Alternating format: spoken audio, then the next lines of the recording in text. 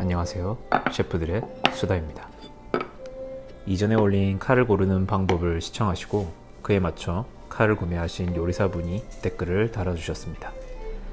제 영상이 이렇게 요리사님들께 도움이 되었다 생각하니 처음 채널을 만들 때 요리사들에게 도움이 되는 채널, 취지를 잘 지킨 것 같아 정말 뿌듯하고 구독자님들께 감사드립니다.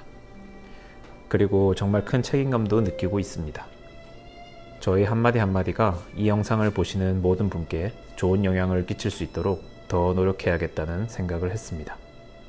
그래서 이번에는 칼 선택 후 어떻게 칼을 관리해야 하는지, 칼 연마와 숫돌의 사용법에 대해서 영상을 만들어 보았습니다. 저 역시도 칼을 사랑하는 요리사들 중에 하나라 단순히 비싼 칼을 모으는 것이 아니라 칼 연마에 대해 오랫동안 공부하고 사실 지금도 공부 중에 있습니다. 심지어 요리사를 그만두고 대장장이가 되고 싶다는 생각을 했던 적도 있습니다. 지금껏 배워온 경험을 알기 쉽게 설명드려 보려고 합니다.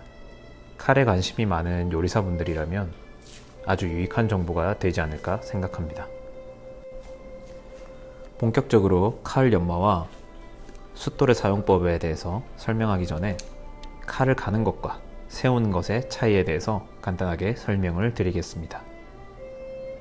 우리가 레스토랑에 가보면 한국에선 야슬이라고 많이 불리는데 미국에선 스틸이라고 불리우는 날을 세워주는 도구가 있을 것입니다. 칼이 무뎌지는 것은 크게 두 가지 이유가 있는데, 칼에는 우리 눈에는 잘 안 보이는 미세한 홈들이 있어요. 그 홈들에 재료를 썰 때 주로 지방이나 단백질 찌꺼기가 묻어서 그 부분이 코팅이 되면 날이 무뎌진다고 느껴지게 됩니다. 그리고 다른 하나는 칼을 다루다 보면 칼에 이가 나간다거나 아니면 칼의 제일 끝에 있는 날카로운 부분이 단단한 재료들을 썰면서 날이 휘어져 버린다면 끝이 둥그렇게 되기 때문에 우리가 무뎌졌다 라고 생각을 하게 되는 것입니다. 그래서 우리는 칼 날을 세우기 위해 야스리질이라고 하는 스틸에다가 칼을 비비는 행동을 하는데요.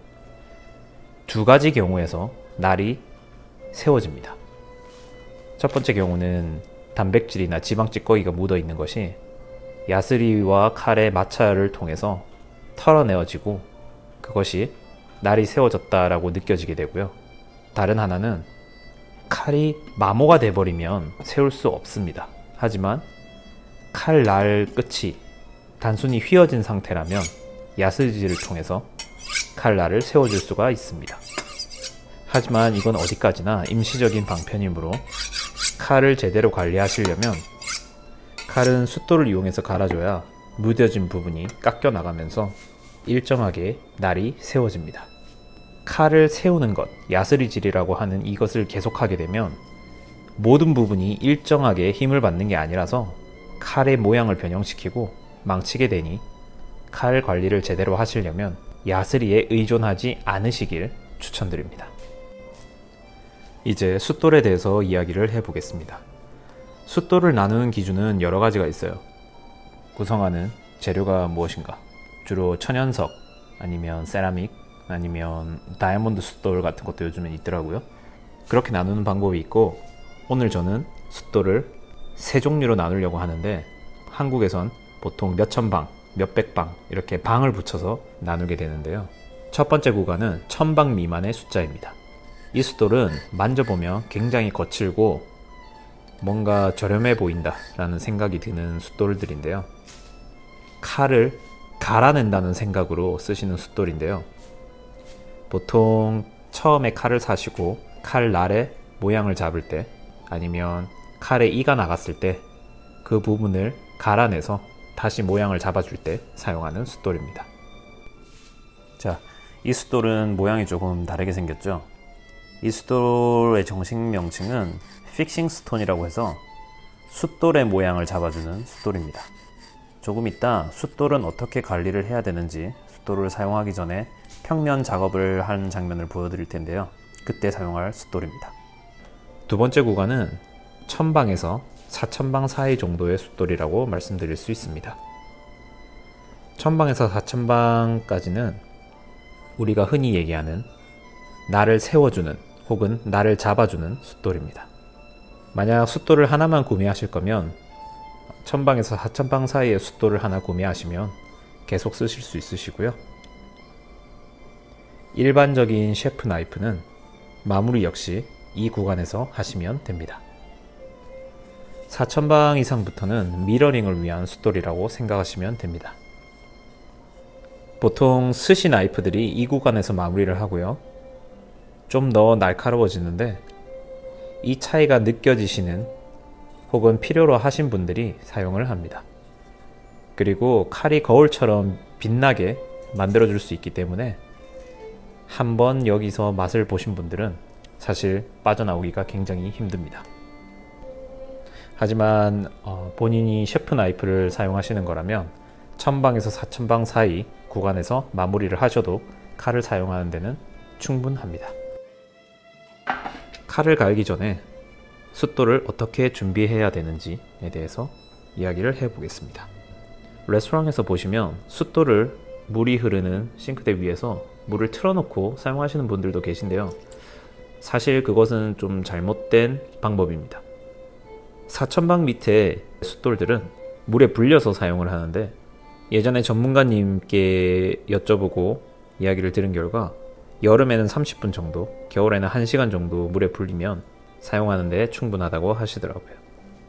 아까 말씀드렸던 물이 흐르는 곳에서 쓰지 않고 물을 충분히 불린 다음에 써야 된다고 말씀드리냐면 숫돌을 사용하시다 보면 숫돌에서 돌가루가 나오는데 이 돌가루가 숫돌과 칼 사이에서 마찰 작용을 도와줘서 숫돌을 사용하실 때 좀 더 효과적으로 칼이 갈릴 수 있도록 도와줍니다. 그래서 물을 틀어놓고 사용하시면 이 돌가루들을 전부 다 씻어버리기 때문에 물을 틀어놓고 숫돌을 사용하시는 것은 그닥 좋은 방법은 아니라고 생각합니다. 그리고 4000방 이상 고방수의 숫돌들은 물을 거의 흡수하지 않습니다. 그래서 살짝 물을 묻힌 다음에 사용하시면 됩니다. 숫돌 사용법에 대해서 말씀을 드리겠습니다. 많은 레스토랑에 가보시면 공용으로 사용하는 관리를 잘 못한 숫돌들을 보실 수 있으실 텐데요. 그런 숫돌들을 보시면 항상 가운데만 이렇게 움푹 패여 있는 그런 숫돌들을 많이 보셨을 겁니다. 숫돌을 갈 때 숫돌의 효과를 100% 내려면 숫돌은 항상 평평해야 됩니다. 숫돌을 평평하게 유지하려면 숫돌의 모든 면적을 다 이용해서 칼을 갈아야 하는데요. 절대 쉽지는 않습니다. 그래서 보통 숫돌을 갈기 전에 숫돌을 평평하게 잡아주는 작업을 하게 되는데요. 제가 간단한 방법을 말씀드리겠습니다. 숫돌 위에 매직으로 X자를 그립니다. 픽싱 스톤을 이용해서 우리가 그린 X자를 지워주시면 됩니다. 그 X자가 고르게 다 없어졌다면 지금 당신의 숫돌은 아주 평평하게 유지가 되고 있다는 뜻으로 생각하시면 됩니다. 자, 사용하고 난 숫돌은 어떻게 보관을 해야 될까요? 사용하신 숫돌은 깨끗이 씻어서 서늘한 곳에 비스듬히 세워서 물을 천천히 빼주신 후에 습기가 생기지 않도록 마른 수건이나 키친타올로 감싸서 보관하시는 것이 가장 좋습니다. 논두렁에 땅이 쩍쩍 갈라져 있는 걸 보신 적 있으신가요? 숫돌도 마찬가지입니다. 사용하신 숫돌을 햇빛 아래 뜨거운 곳에서 급하게 말리게 될 경우 숫돌이 갈라지면서 깨지게 됩니다. 그래서 숫돌은 항상 서늘한 곳에서 말리시는 것을 추천드립니다. 그리고 숫돌의 수분을 머금은 상태로 보관을 하시면 숫돌에도 곰팡이가 생기니 음식을 하는 칼에 위생상 안 좋으니 항상 숫돌은 잘 말리고 보관을 하시길 바랍니다. 숫돌에 대해서 이야기를 하다 보니 영상이 생각보다 길어져서 칼을 가는 법에 대해서는 다음 영상으로 만들어 볼 예정이니 숫돌 사용법에 관한 영상을 보셨다면 다음 칼 가는 법 영상을 꼭 시청하시길 바랍니다.